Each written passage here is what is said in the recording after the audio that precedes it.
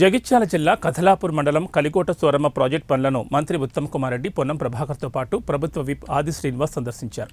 కాంగ్రెస్ ప్రభుత్వం అధికారంలోకి వచ్చాక కలికోట సోరమ్మ ప్రాజెక్టు కుడి ఎడమ కాలువ పనులు ప్రారంభిస్తామని హామీ ఇవ్వడంతో పనులను గత నెల రోజులు ప్రారంభించారు.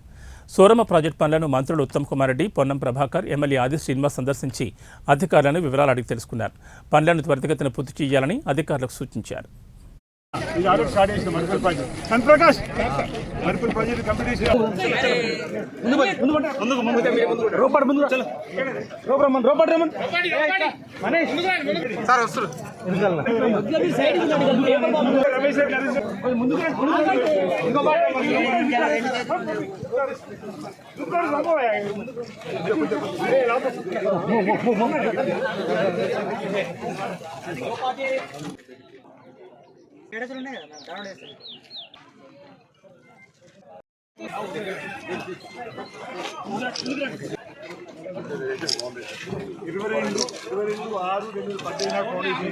ఈ దసరా నివర్కి